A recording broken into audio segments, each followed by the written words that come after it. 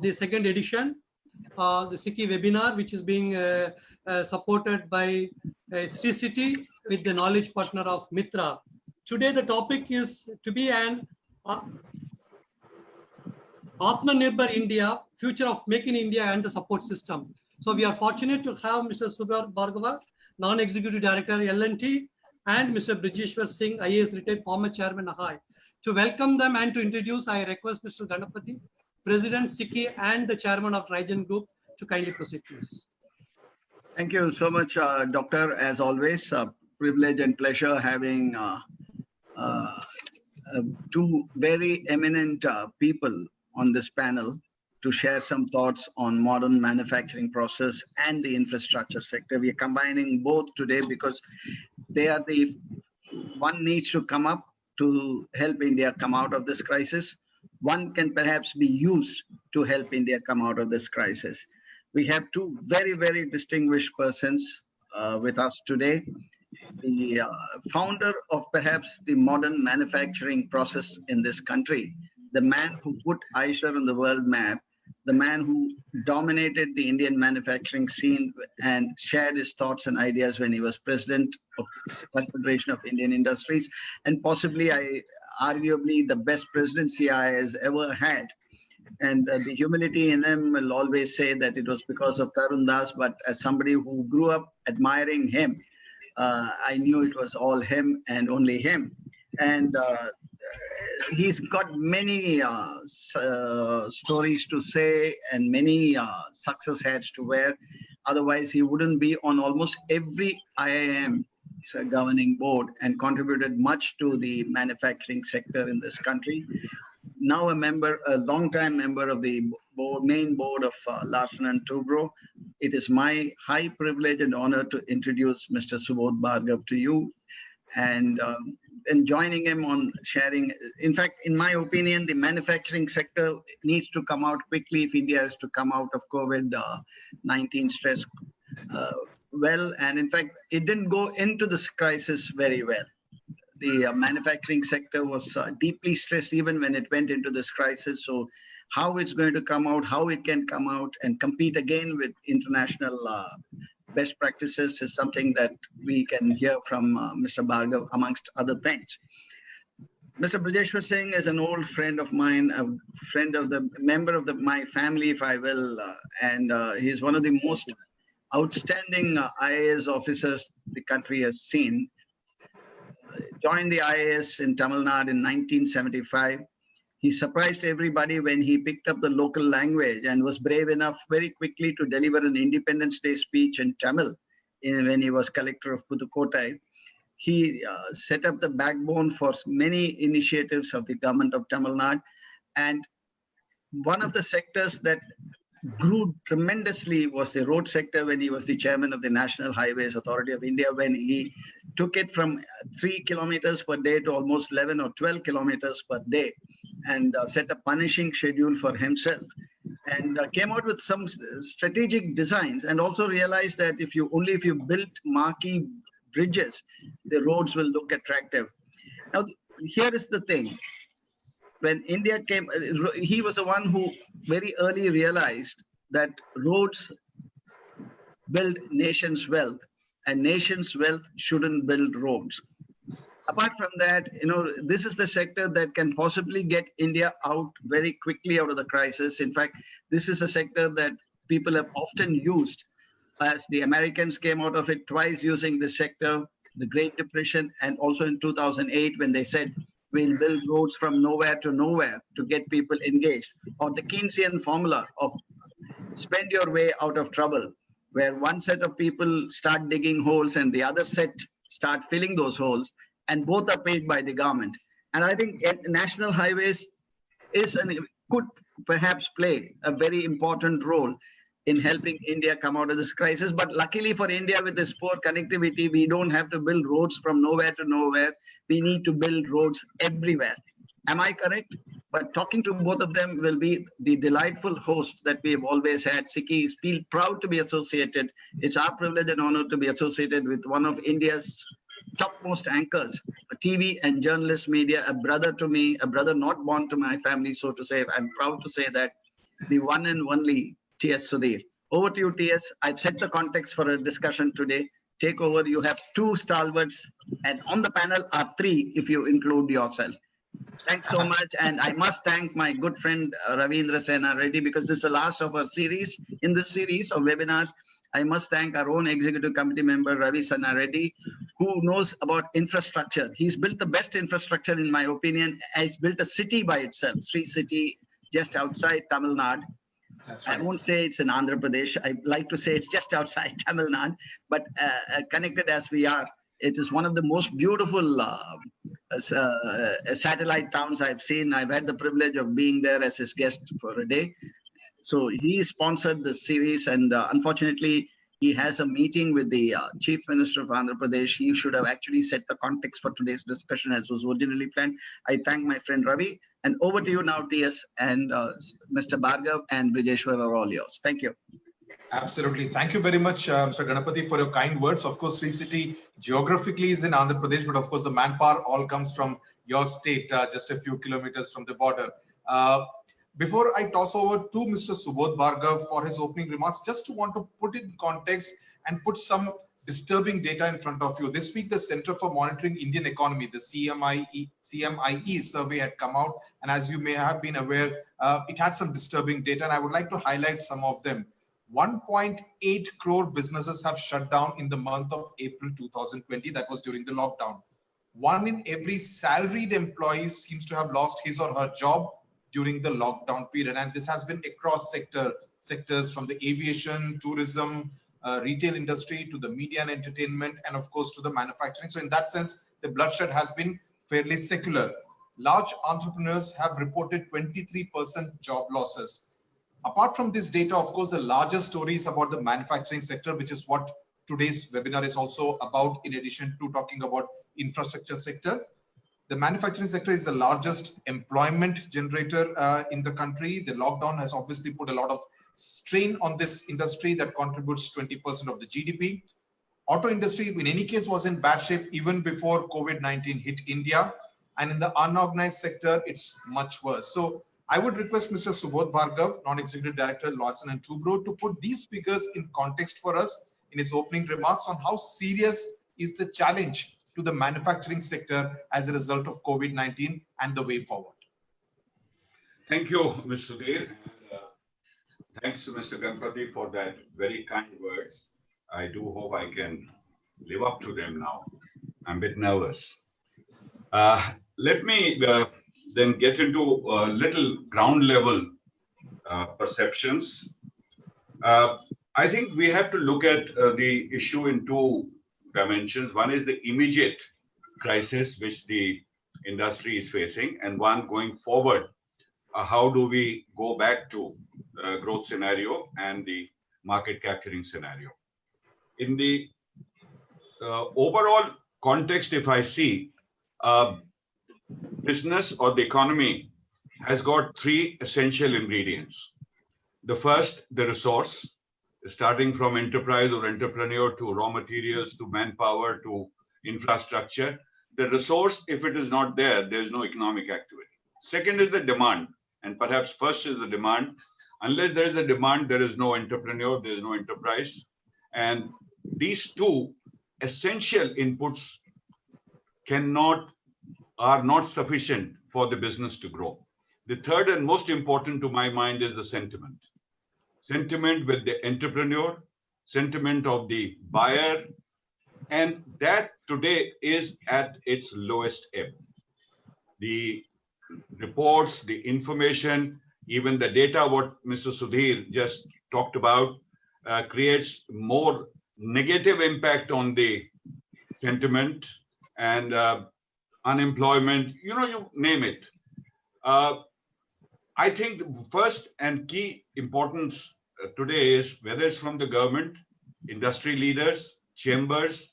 I think we need to create a positive sentiment. We need to share success stories. This is not the first time Indian industry or manufacturing industry in India is going through crisis. We have had earthquakes, we have had tsunami, we have had, in fact, 91, when Indian economy opened up, that was perhaps the greatest crisis Indian manufacturing industry faced. we faced it. And one of the key mantras that time was what I would call change, and that enterprises which were open to change, did change, have survived and grown. And those who refused to change have remained there.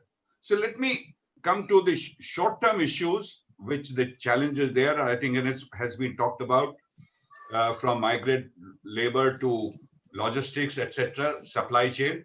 But I think all this will be relevant in the medium to long term also. And medium to long term, to my mind, what would be required to make success of your business? Resource efficiency, operational efficiency, and third, most important, which perhaps we have not focused so far, is the risk mitigation. We need to identify the risk for our enterprise, for our domain in which we are, and then have mitigating strategies for that. Now, to my mind, to remain competitive and get customer mindshare, either Indian or overseas, manufacturing excellence has to be targeted. Costs have to be managed through productivity of all assets, and over and above that, innovation. And I would like to now say the only mantra to survive profitably in post-COVID, medium-term scenario, maybe 2 years down the line, would be digital transformation of the entire value chain. It's not good enough for the OEM or the vehicle manufacturer to digitalize with a very powerful and robust ERP, unless we are able to take it down the line in the entire supply chain and the value chain forward line. The business competitiveness and customer attractiveness for the customer would remain questionable, because the digital transformation would be through what I would say enable increased automation and robotics. But then there are certain concerns about robotics, obviously, and to my mind, going forward, we will have to see the entire value chain changing, starting from product design. They will have to be simplified for more automation, affordable, cost-effective automation. The materials, in as such, materials have been explored, alternatives to steel. There are more synthetic materials and new materials which are coming in. There would be continuous changes. The digitalization would be used very effectively for planning processes and planning execution of processes in the manufacturing value chain. Recently, the innovation, Genpact has introduced in the market a software for evaluating and mitigating supply chain risk. Now, they have got this software where they are able to have various variables from geography, the number of vendors, production volumes, etc., and they are able to then predict, and the manpower available, whether migrant workers are coming back or no. So this type of a digitalization is helping OEMs today to plan their manufacturing in this very constrained environment where there is resource inadequacy, whether it is manpower. One of the challenges which I think manufacturing industry will face very strongly is the talent. And I'm not talking only of the migrant workmen, where there would be solution going forward, and I'll perhaps respond to any questions in that regard later. But I think the talent for manufacturing industry and project infrastructure, which Brijeshwar Singh is familiar with and expert on, have been the area where white-collared people also have not shown as much interest in going to banking, marketing, consultancy, etc. Now, today, to my mind, entire service sector, where you have the possibility of working from home, have flexible timing, will have the options and would not have to go through the pains of current COVID-19 related restrictions on movement, not being able to use metro. So it's not only the high-end white-collar worker, I think it's the middle-level management, white-collar supervision, etc., would also find it very, very attractive to not be there in the manufacturing sector. So I think manufacturing sector is going to have a huge talent problem going forward, from migrant worker to top management. Having said that, now I think automation, which is most important, or digitalization, I don't think India is ready for massive robotics use. Robots use cages, have various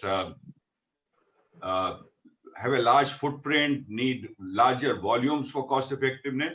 So I think in the Indian context of both COVID, health related, social distance related, many of the dimensions would be adequately covered in a cost effective manner, which what I would call as cobots. The robots which are collaborative robots which work in collaboration with humans. And these are low cost, and these are being deployed in automotive industry like Bajaj Auto in a significant manner.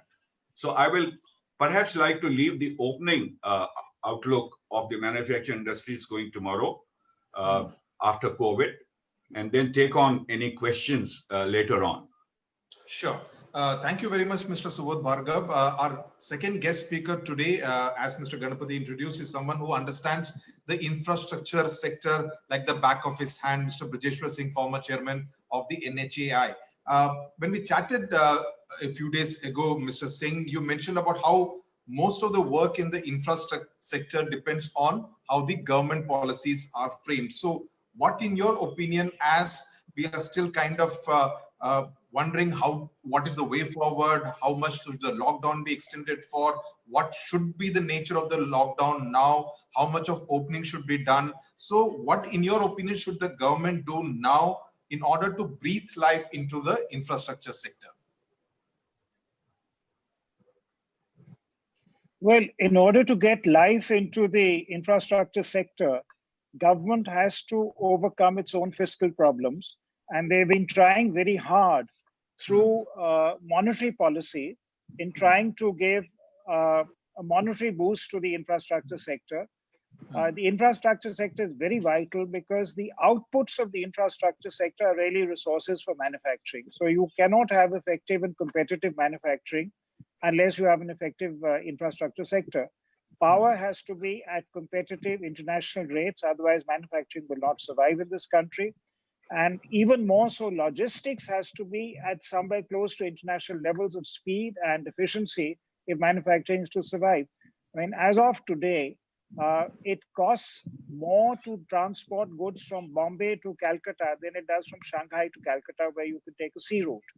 So there is something very lopsided about our logistics as yet. And we haven't said that we want to have delivery within 24 hours, delivery within 48 hours guaranteed. We're not able to achieve those targets, and they haven't been set out as targets. So I think the first thing government needs to do is to fix up its own targets and say, what do we want from the transportation sector? Would we like goods to reach into the Northeast within 72 hours guaranteed from anywhere in the country? Do we want goods to reach Kanyakumari or Kashmir within 72 hours? Do we want metro to metro links to be within 36 hours? Can we lower it to 24 hours? And you've got to set up these targets for the logistics sector and infrastructure. Rail and road both come together for that. Similarly, for power, you've got to say, can I benchmark myself against international standards for power? Can I benchmark myself against the cost of power? Unless you have logistics and which are the output from the infrastructure sector and the power rates competitive, you cannot simply hope your manufacturing to survive. So going back into that, government has to set up the benchmarks and the targets, then overcome its fiscal problems, which are enormous at the moment, and realize that infrastructure basically is dependent on government spending and government support. There's only limited amounts you can do with private money. We've done pretty well in utilizing private money, much, much better than other developing countries, I would say. But this is the very important thing. The third part, Sudhir, which I'd like to emphasize, which I think is vital for the country's economic growth going forward, is urban infrastructure. The amount of GDP which is generated by the urban areas and metropolitan areas is quite disproportionate to the actual size. But at the same time, these are all cities which have very poor urban transport systems. Moving from one end to the other takes inordinate times. We have been lagging very badly in our urban infrastructure and in our urban transport systems. We need to pay attention to this. Where we have done reasonably well, and I think much better than the international standards, our telecom side. So we're going to leave that out, I hope, of the discussion. But I think these are the things which will be the drivers. How much can government, what does government want to do? What do we want to do on logistics? The biggest weakness to my mind is not the highways, it's the railways. The railways are still operating on standards from the 1930s, from the 1940s. Even what we've achieved on the freight corridors from Delhi to Calcutta or Delhi to Mumbai, or when they're completed, they will not be world-class speeds of freight movement. Other corridors, it's a huge effort to put up new railway lines and to achieve those sort of track standards on which you can move goods safely and at high speed. Until we've done that, we will have these logistic problems being created by infrastructure. And I think this is where government should be focusing its attention, targeting, setting benchmarks, trying to meet international standards throughout the sector, I think, and then providing the resources. Given the COVID constraints at the moment, I don't expect government resources to be available over the next year in substantial measure. We have to think of a 3 to 5 year period over which the government will again restart the investment cycle in the sector. And that's the only time we can really hope for a quantum leap forward. But I'm certain that I mean, another big difference I'd make is that this is not really demand driven in that sense. It depends entirely on government policy, unlike manufacturing. But there are certain things which are very unique to the infrastructure sector. Power sector and the telecom sector part of it have gone for a lot of digitalization. Much of the rest of it, highways has gone in for really very limited digitalization. Computer control in the railways is still very primitive. And computer control in the or digitalization of urban services, which is absolutely vital to the national survival, is very, very primitive, though we've gone in for a smart city initiative. So in the post-COVID world, where we see digitization, robotization as the way forward, and inevitably this will be so remote delivery and so on, it's urban infrastructure, which I think should be given the maximum attention, and the railways, these are our weakest links. Highways, I think, is doing reasonably well. And telecom, I think, has on the whole done very well. Power, we're in a surplus situation. This could change very rapidly over the next few years. And the essential point is about the actors here. Mr. Bhargava said we always look at the entrepreneurs. The entrepreneurs in the power sector are very largely state-owned. Many of them, like the distribution companies, are in very bad financial health. They have to have a complete overhaul. And until that's done, and we've invested substantial sums into the distribution company, the power sector will always be very fragile. Similarly, the National Highway Authority has been taking on excessive debt. Its future will be a little uncertain unless it sorts out its debt problem. But these are specific to the sector. But this is what I think should be the way forward. Right. Thank you very much, Mr. Singh, for putting it in context, as also Mr. Subodh Bhargava. I will actually start by asking you the first question, because the slogan, and that's also the topic of today's webinar, about being Atmanirbhar. Now, Atmanirbhar, when we're talking about the infrastructure sector or about the manufacturing sector, is it just an English to Hindi translation of Make in India, or do you see it more than just a mere slogan? Mr. Subodh Bhargava first. Well, once bitten, twice shy. I think the Make in India didn't make much progress. It was a laudable project, laudable scheme, but I don't think we had the ecosystem. We had ecosystem, not only just the physical infrastructure, but also social infrastructure, and the bureaucracy and the government freedom which was given was really from one hand and taken away from the back hand. The entrepreneur was strangulated. And the biggest opportunity which was there in defense production, nothing moved. And if anything moved, one by one, the import were committed. Nuclear, for example, I think Japan and US was there when we had huge upper capacity in companies like L&T, BHEL, Bharat Forge. So to my mind, and all that huge capacity is lying idle. It's a huge burden with the corporate India today of not having the capacity of heavy forge and nuclear related.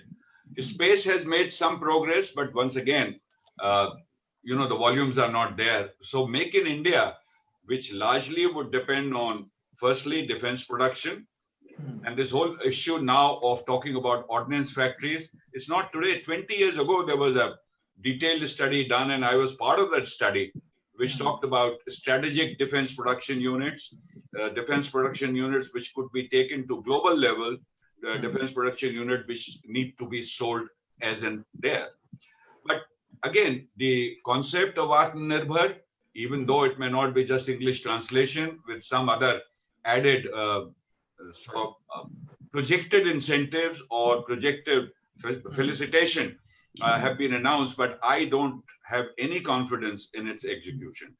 And the second thing is the time by when anything like this can be realized.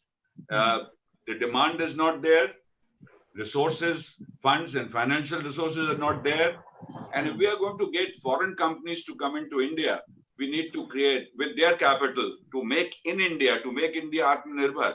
But their reliability and their being able to come in is questionable.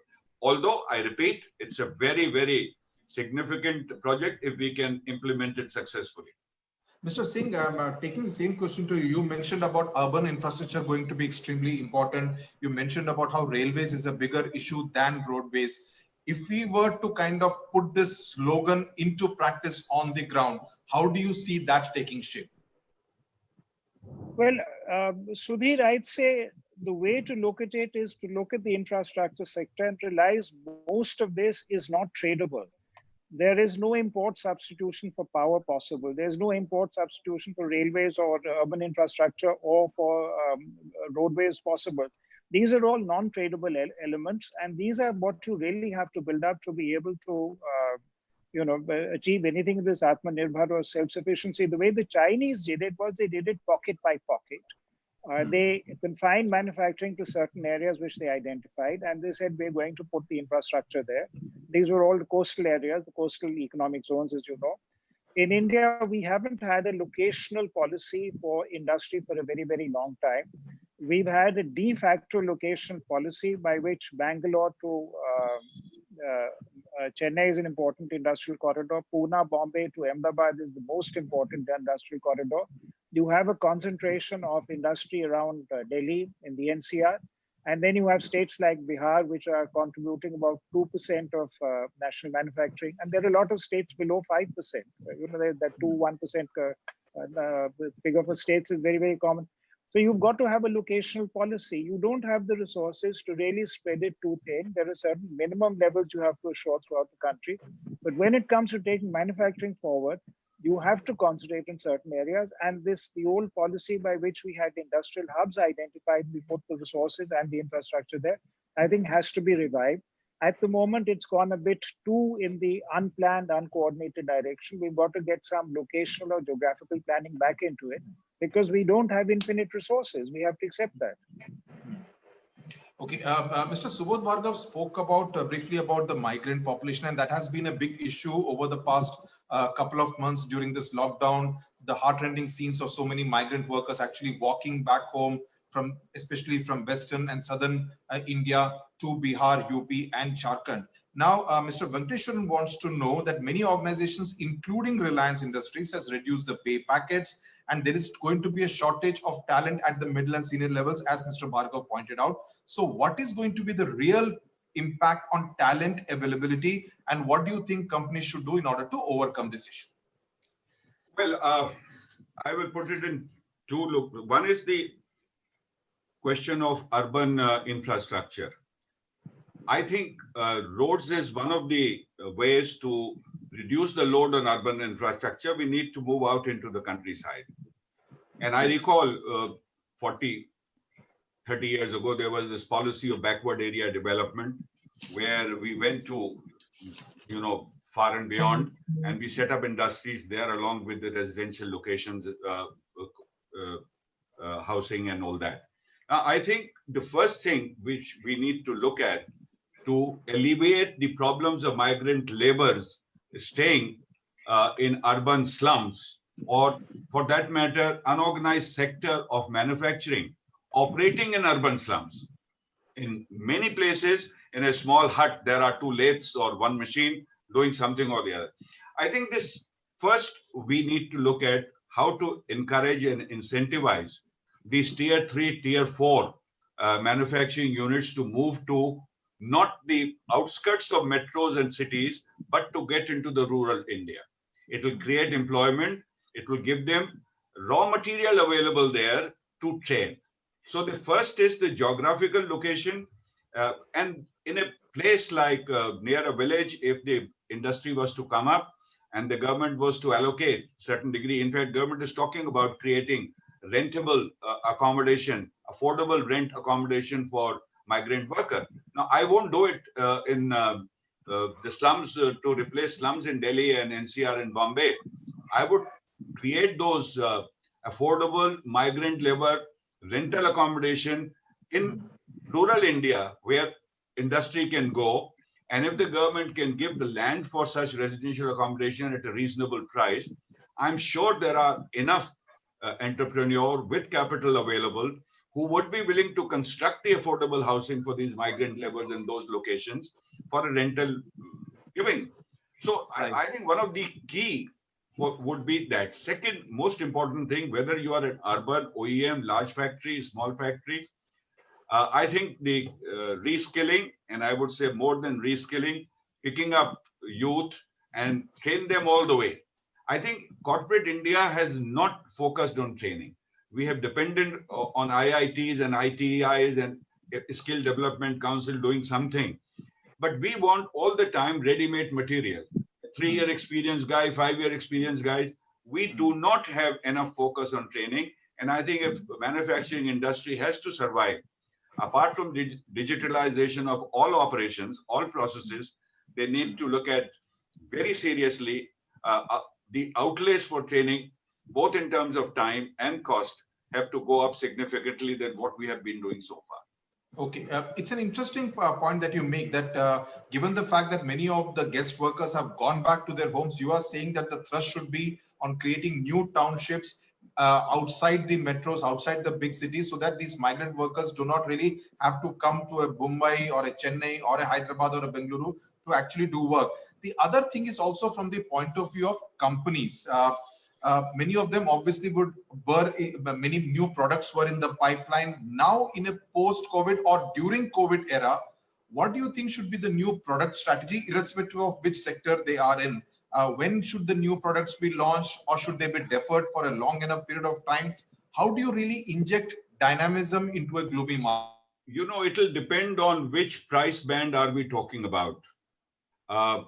Products which are to be purchased or used by, let's say, upper middle class or higher, that's the opportunity today to innovate and introduce new models to encourage such users to replace and buy the new generation products.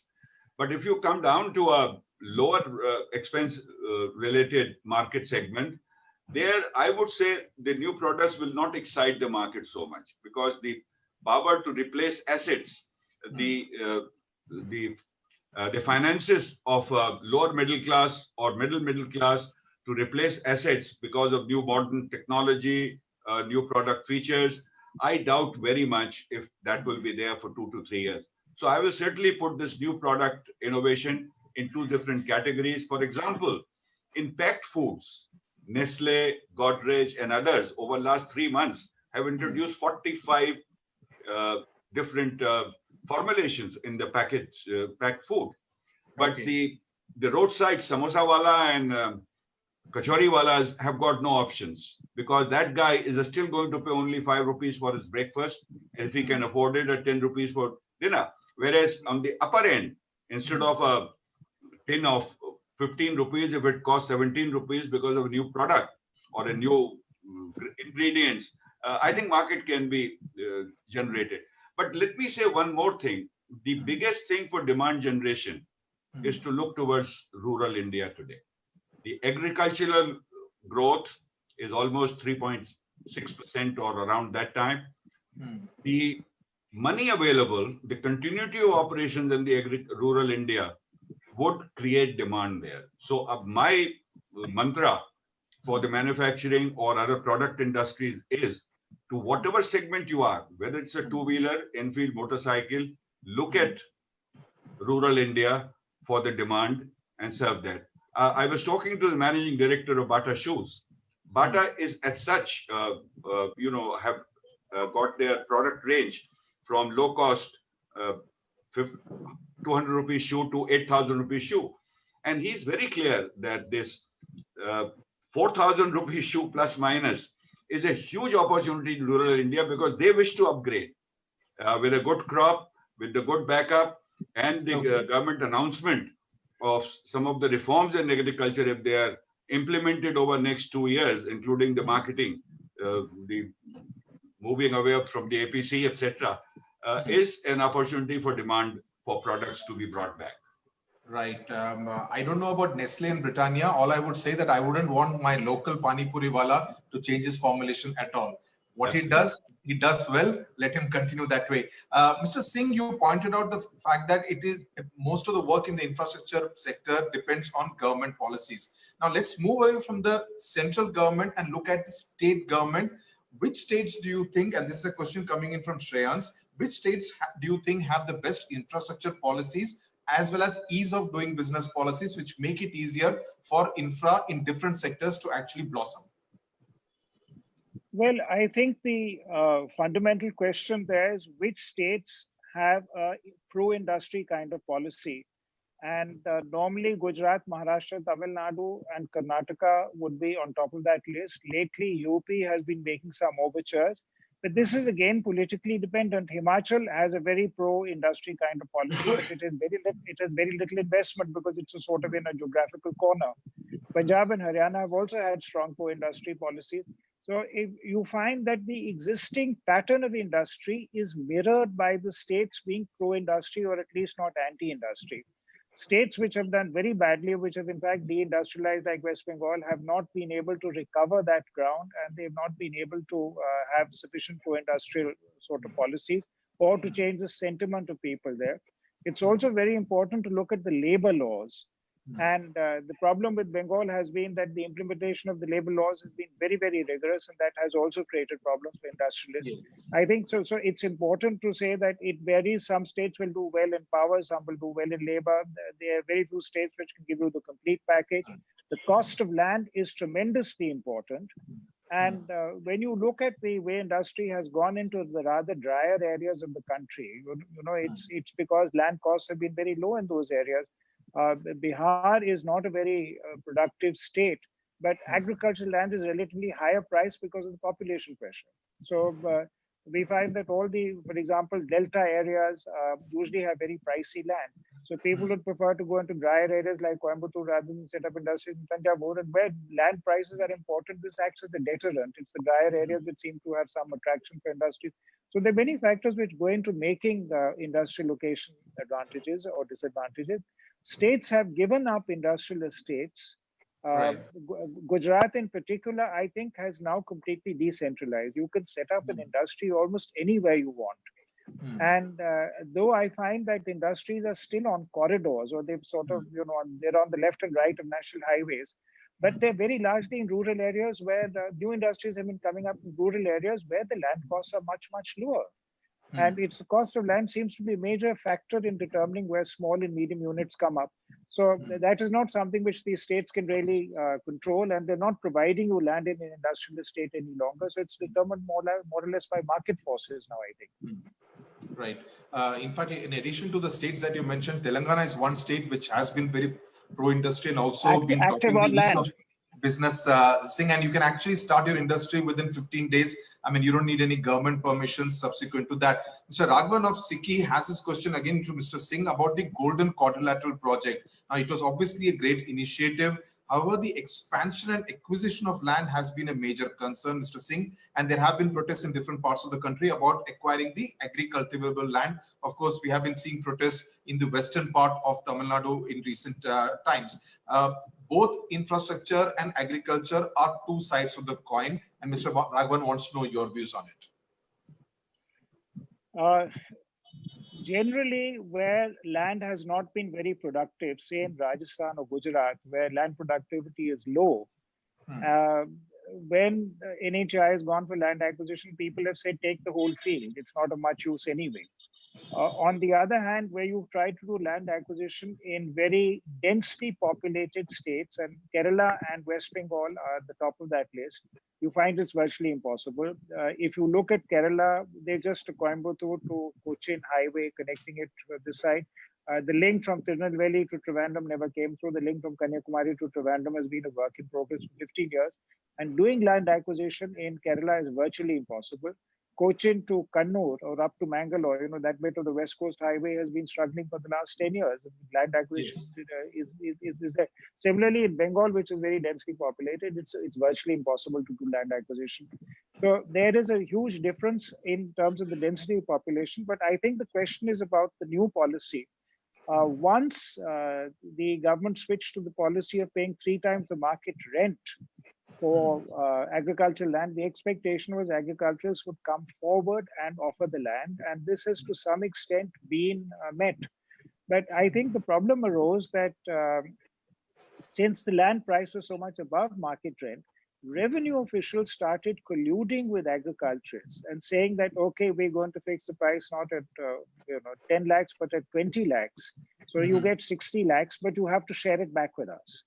And this has led to a sort of countrywide series of scandals, which means that acquiring authorities are now very, very cautious about fixing the land price, and they look at a lot of data before doing it, because they don't want to be told later that this was that the Tahsildar and the farmer were in collusion and they bring the price for you.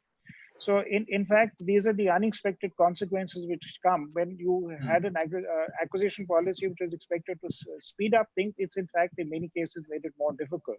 So yes, this problem remains as far as land acquisition is concerned. There are ways of ironing it out, but it's up to government to decide how to do it. Giving such a substantial chunk as compensation is both good and bad. But procedurally, it has made things very difficult because people don't want the risk of signing off on a very high-priced land deal. And that's why acquisition, I think, has been held up. Right. Okay, Mr. Bhargav, Geeta Shankar has a question relating to the auto sector, and she believes that COVID or no COVID, the auto sector was in any case going through a lot of problems. Do you think there was any other option but for the auto sector to be in the situation that it finds itself in as a result of COVID-19 and the lockdown? And what is the way forward as far as the auto sector is concerned? Well, I would say that auto sector is a forerunner in terms of the economy.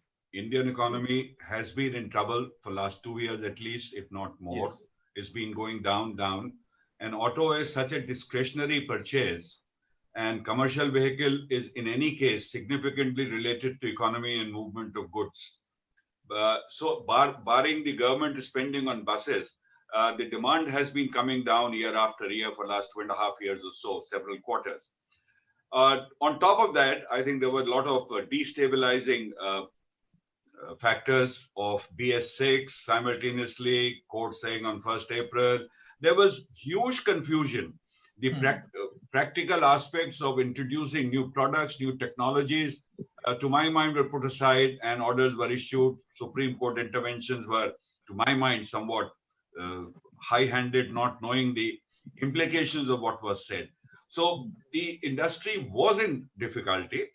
The only saving grace for the industry was to generate demand with new models, more innovation, which industry has done to a great extent, of electronics and change of materials to lighter material. Electric vehicles have been given a due thrust. And the second is exports. And of course, in exports, I would say one should compliment auto component industry, which has done marvelously well. But auto manufacturing by the multinationals who are manufacturing vehicles in India has been a winner in the last 3-4 years. Hyundai and others who have been exporting vehicles. And I think auto industry did not have too much maneuvering space to be different over the last 2.5 years. They have tried new models, innovation, and whatever is called for. In one of your earlier answers, Mr. Bhargav, you made an interesting point about how how you can actually move out of the metros and kind of set up townships closer to rural India. Now, Nandakumar asked this interesting question as to the current migrant movement back to their home states in Bihar, Jharkhand, UP in particular. It actually provides those states with a skilled and experienced workforce. Now, does it not provide a unique opportunity to decentralize growth away from the metros? And what do the states governments, UP, Bihar government, Jharkhand, what do these state governments need to do in order to ensure that this skilled workforce can be put to good use? A related question comes from Sanjay Bhandari. He asked whether tax breaks will be necessary to drive business houses to set up shop in rural India. I think that's a very good questions both. And let's say Bihar. How would Bihar incentivize manufacturing units come there? The land, power, okay. There are two: infrastructure, which has to be provided. Second, the ecosystem. Is the government friendly? Does the government understand the need of manufacturing industry? If that can be put together, then to get the entrepreneur to go to Bihar, not in and around Patna, but little far away, with the housing, etc. Even the guys who have gone to Darbhanga are not going to work in Patna, or there would be logistics within the state also going forward. So creating new industrial townships with land, power, and other infrastructure and ecosystem there, I'm sure this approach of using this state skilled power manpower can be beneficial, but I think that is a long-term solution. In new industries which will give large employment will not come in 3 to 5 years. It's only the tier 3, tier 4, we can have 20, 30 people employed, can put shop there in Bihar and UP in 6 months' time. So once again, medium term to very long term, they are two different things. And reskilling labor is not all that difficult. We have learned in our education system is not to give you a particular input only, it's how you learn. And if the workers, the people who are doing, and it has happened, mind you, when we did computerization in this country, the clerks became computer. When we did this outsourcing the software and call centers, we got the rural youth and girls and boys to learn that job very quickly. So to my mind, if we incentivize the industry to come to those states, or we get workers to go to same location or some new location, they have to be given dignified living if they are going out of their state. And that dignified living does need not slums, but something much more, which we talked about earlier. Right. Now, do you also detect, Mr. Bhargava, an anti-China feeling, or at least a sentiment of anger against China for whatever has happened around COVID-19? The FDI policy was revised to curb opportunistic takeover or acquisitions of Indian companies. It was obviously clearly aimed at China.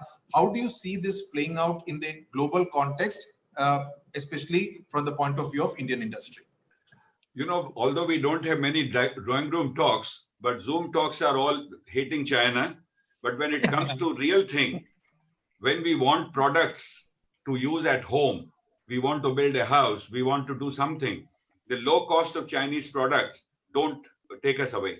So that's the one thing, is the immediate Chinese impact on Indian trading or demand sector. I don't see, without the sentiments are so strong of the trader or the user, that we don't use Chinese. I think we are far away from that. But yes, this government policy of FDI, etc., in the long term, to my mind, is a very sensible policy, because we need to be Atmanirbhar vis-a-vis ownership of our enterprises. And the way the backdoor measures have been used by different global players, I think we should be wary of that and take precaution against that.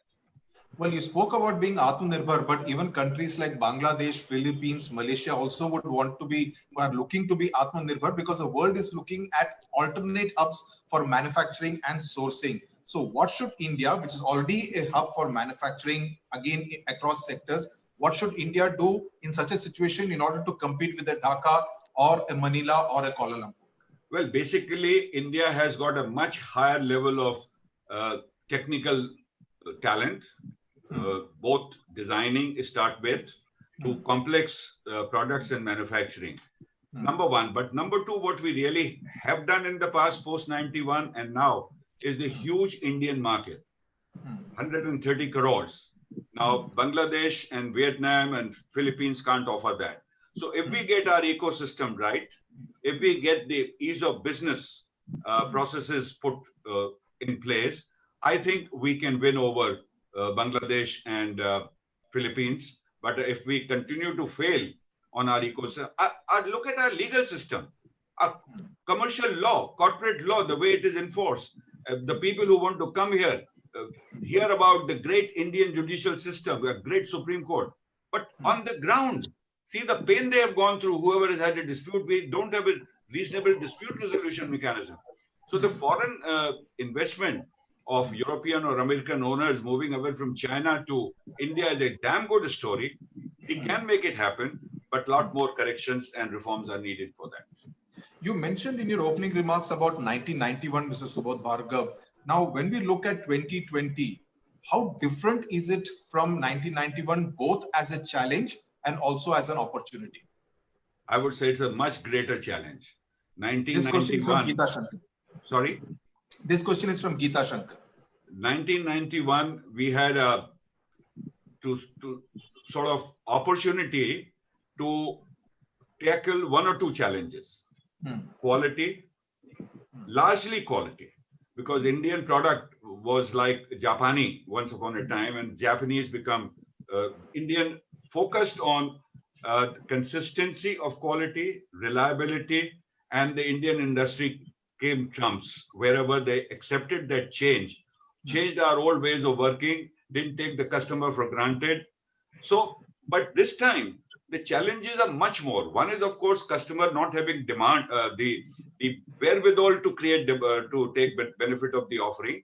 But the second is the issues of talent, issues of new world order, and we don't know the competition which is going to come from other parts of the world. Just as we are thinking about post-COVID, I'm sure the rest of the world is also. So this time, to my mind, the challenge is much greater. Opportunities are always there. In fact, the fittest convert challenges into opportunities, and hopefully an entrepreneur will do the same. Right. Mr. Ganapathy has an interesting question. He says a doyen of manufacturing, along with you, Mr. V. Krishnamurthy, would always establish a training center first and then put the factory unit around it. Now we believe training is a painful cost. Will this approach cost us dear? I agree 100%, because I said in my earlier comments also that corporates have given very low priority to training, and we need to get much greater focus. We should not be looking at ready-made talent from outside. We have to have in-house talent developed, which needs significant cost and time on training. And I think those companies which have done that have done very well. For example, Larsen and Toubro. I think they do, or a lack of people trained in the craftsmanship of carpenter and plumber and electricians. And therefore, they have a much stronger workforce available to execute projects as compared to another company who is already only waiting for somebody else to come in. So training has been our problem, our weakness, and I agree with Mr. Geeta Krishnan that that's a must we need to work on. Mr. Singh, a lot is being said about how agriculture would be the sector to focus on. Now, from the infrastructure point of view, what do you think needs to be done in order to give the necessary cushion comfort to agriculture sector, which has been largely neglected over the past many years? Whether the supply chain warehousing relating to the agriculture needs to be buttressed. This question also comes from Prakash Majumdar. Well, my feeling is that when it comes to the agricultural sector, it's not just the supply chain, warehouses, cold warehouses, because we're thinking too much in terms of physical assets. I think we should be thinking in terms of markets.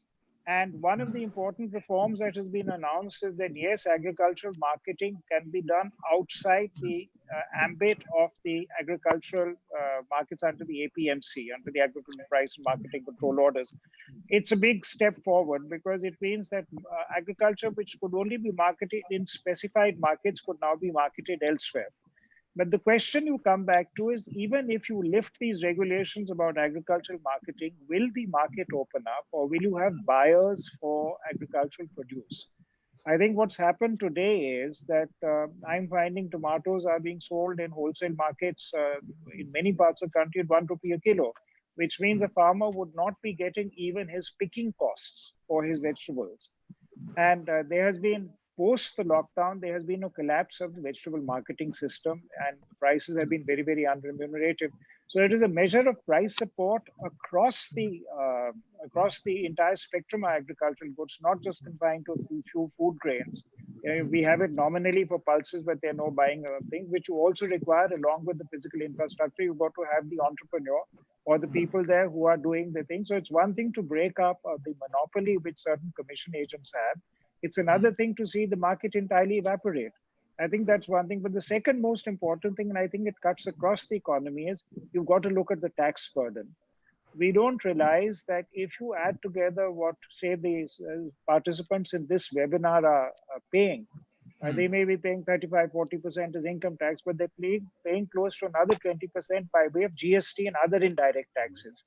So the total tax burden on people is about 60%, at least people in this webinar. I mean, as far as I can compute it, of course, household budget to household budget, there'll be variations. Now, if you look at this historically, during the British time, which we regarded as a very exploitative time for the Indian economy, the tax burden, or what the historians would like to call the rate of extraction out of the economy was about 40%. During the medieval times, after the Mughal period, it varied between 45 to 55. We are running at a rate of taxation or effective taxation, which is the highest ever in history as far as I can see in the last 1,000 years. So if you want industry or you want agriculture to survive, if you want demand to pick up, you've got to lower taxes, not raise them. And government's knee-jerk response about we'll be putting further cess in income tax, I think will have very perverse results. If you want demand and if you want agriculture to survive, you've got to lower the taxation on the inputs into agriculture very substantially. You've got to make tractors cheaper. You've got to make pump sets. You've got to exempt these things from GST. And the mechanization of agriculture is essential. Plus, you've got to have the market infrastructure. You've got to create a new market infrastructure in which anybody can come in as a commission agent and start doing the marketing. So we've seen the collapse of the agricultural market in this period, in this lockdown period. It's a very sad story. Only the public sector has been buying in the agricultural market. And unless we do something to fill that gap, we cannot hope that agriculture will substantially grow, because the prices they're facing are very low at the moment. Right. The last question in this webinar session, and this goes to Mr. Bhargava, and we spoke about the China angle. Now, Chinese suppliers today account for 70% of Walmart merchandise. Now, 20 years ago, this question comes from Nanda Kumar. China took a call to be the factory for the US, whereas India has focused, at least over the last 20, 30 years, to be the services hub to the US. Does COVID-19 present an opportunity for India to emerge as an alternate manufacturing hub? Well, that opportunity is always there, and you can't, to my mind, address the foreign markets without a very strong presence in the local market, whether it is brand, because the large market in India, the volumes it enables, has got a very good platform for us to move into export. But India is not one of those countries which can set up factories only for export. To my mind, that's not a viable proposition for whatever reason of technology transfer or R&D, etc. So we have to work, to my mind, in collaboration with people who have done innovative products and innovative technologies to set up to set up manufacturing in India, take the arbitrage on the labor manpower cost which we have, and provide our Indian talent of engineering, technology, to make the manufacturing that much more viable here. And based on that, we can perhaps target markets in US, elsewhere, but without looking at Indian market and going abroad only, without the other requisites, perhaps is a very difficult task. Right. Thank you very much, Mr. Subodh Bhargava, for your time. It has been an education listening to. Yes, Sudhir, sorry to interrupt. There was a question posted from somebody from New York just a minute ago. Okay. So coming as he does from New York, maybe you can post it to Mr. Brijeshwar Singh. I've given the name and the question. It says from Mr. Homyar Pandey in New York. It's a comment saying, interesting that currently taxes are higher than the medieval times. Is that the question? That's Yeah. what I've. Of Yeah. Brijeshwar Singh. Yeah. Okay. Well, it's And you he have knows different Mr. Singh taxes. knows him, I'm told. I do know him. I do know him. Yeah. But the taxes are higher than the medieval times for people like us in this webinar. At the lower end, taxes, well, where you are outside the income tax net, you are still facing the indirect tax burden. But the indirect tax burden is still a very, very high tax burden. And the more I compare it, income class for income class, I'm led to the conclusion we are in fact taxing at a higher rate today than we were in medieval times, and much higher than what the British were taxing. Right, Mr. Brijeshwar Singh and Mr. Subodh Bhargava, thank you very much for your time participating in today's webinar and taking all the questions. May I now request Shreyans Bhandari to propose the vote of thanks. First of all, I think what we take out of this webinar is hope and sentiments would play a big role in reviving the economy and everything. And our sentiments are definitely high. Having Mr. Subodh Bhargava speak to us and give us his insights and his experience over the years, along with Mr. Brijeshwar Singh, who's been a tremendous bureaucrat and done some tremendous things. I would also like to thank Mr. R. Ganapathy, the president of SICCI, and he's been instrumental in formulating both the series of webinars. We've had 11 in total, and we've had distinguished speakers. And ended on this high has been a great validation to his leadership. Apart from that, I would also like to thank the secretarial at the SICCI, Dr. Raghavan and Aishwarya. They've done a tremendous job at the back end to help all of us put this together and bring it to the audience. I would also like to thank T.S. Peter, who's been along with us for these 11 webinars and has given his time to help us arrange all these events. Also, a big shout out to Mr. Ravisena Reddy from Sri City, who sponsored this series of webinars for us. And last but not the least, all the participants who participated across all the webinars till date. It's because of all the feedback and encouragement that we've got, that we've been able to get, and all the speakers across various industries and so thank you everybody, and hope you have a safe evening and days ahead. Thanks, folks. Thanks, Brijeshwar. Thanks, Mr. Bhargava. High privileged honor on behalf of SICCI as we sign off from the second series. Wish all of you good prosperity ahead, and whatever you are doing, as they say, stay safe. Thanks so much. Thank you. Thank you. All the best to everyone. Thanks a lot. Thanks, sir. Thanks to Thanks, SICCI, and Brijeshwar. thanks to all the participants also. Thank you. Thank you.